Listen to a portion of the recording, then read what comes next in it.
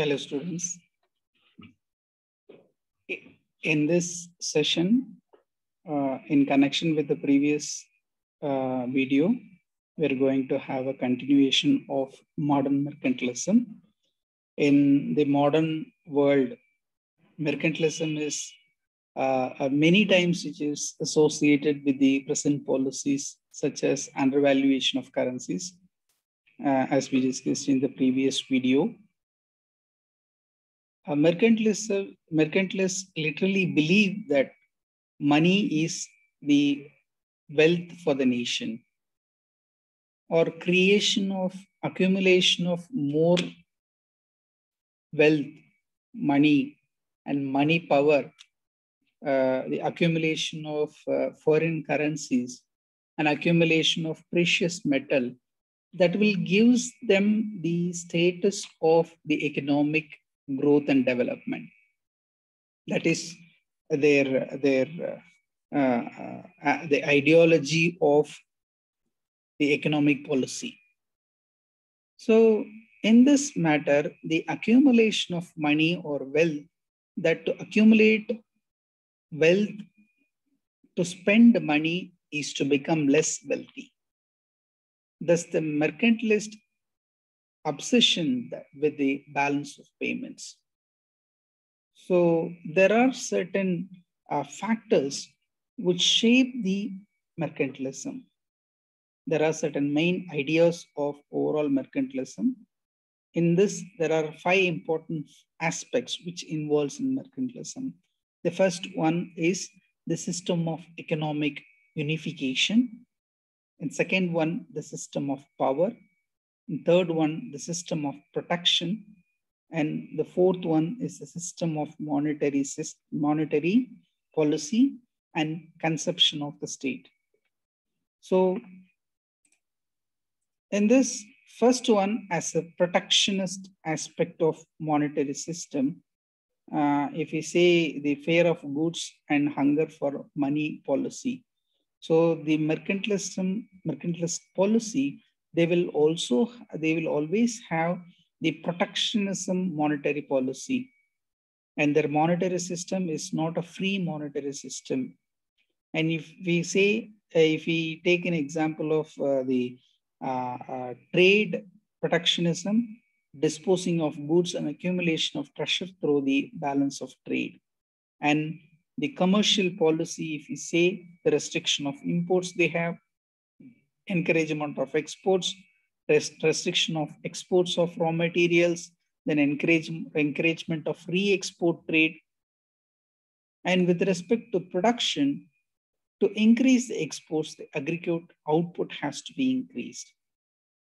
And what are the factors of production which is involved in the concept of mercantilism?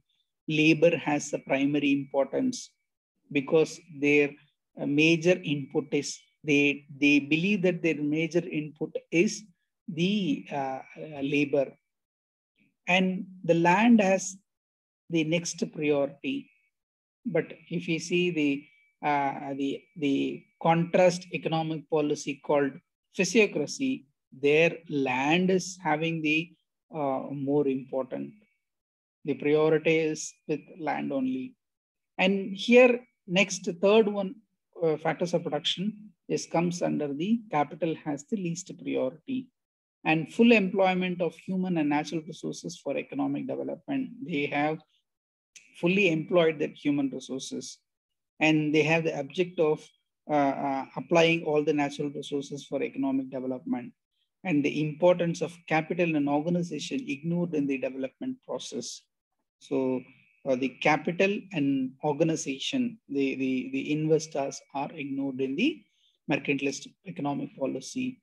If you see the employment, the full employment achievement through utilization of natural and human resources has taken place, and increasing total spending and reducing the interest rate and bringing down the wages is also taken place in the employment side. And with respect to population growth was considered a favorable factor for economic development. There has been in modern mercantilism, there has been measures has been taken to reduce the mortality rate and measures has to taken prevent immigration and to encourage immigration. So obviously they required to have prevent of immigration and to encourage immigration. So that is why they believe that the population is their resource. They don't want to put out their population, but anybody is coming to work here in their particular country, they are welcoming that. And wages is the another component.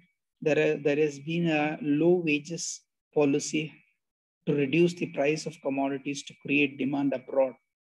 Since their goal is to promote exports, the exporting countries where they are exporting, the mercantilists where they're exporting, that country people has to encourage to buy the commodity while they are getting that commodity at lesser prices as compared to their own country.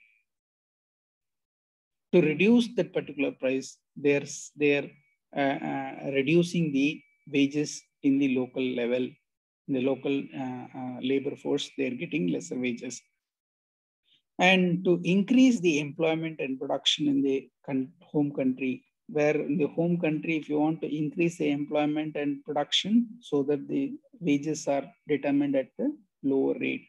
And with respect to money, the money circulation, increasing the supply of money and reducing the interest rate, increased money supply leads to inflationary rise in prices, will favorable for promoting trade.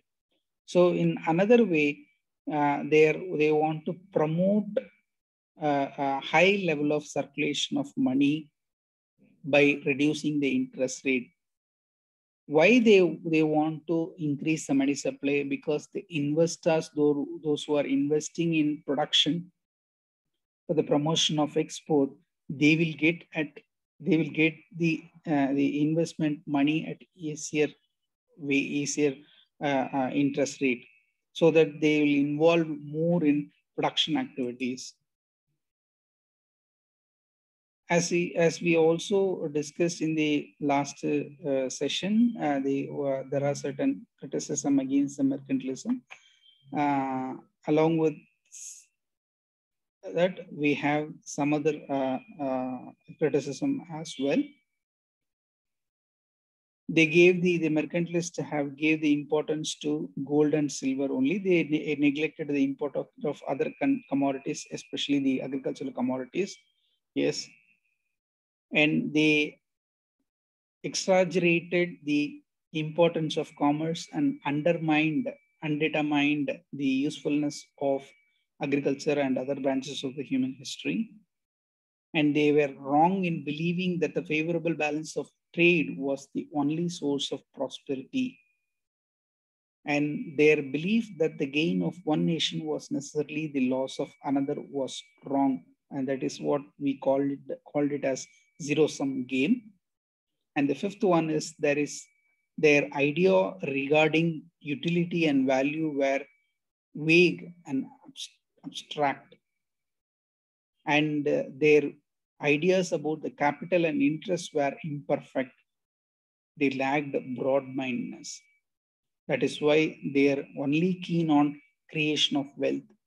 They don't have any mutual understanding with other countries. They don't have mutual relationship with other countries.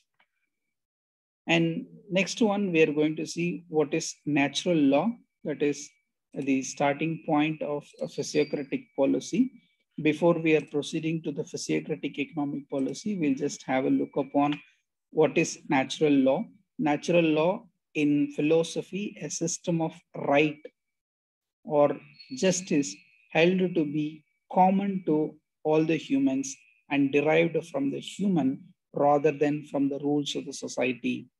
Or it is also be called as positive law.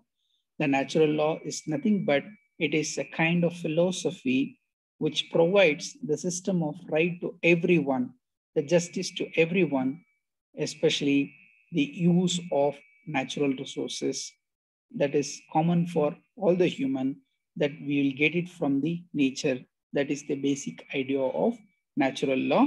why we required this natural law perception for the physiocratic theory, because the physiocratic theory is mostly,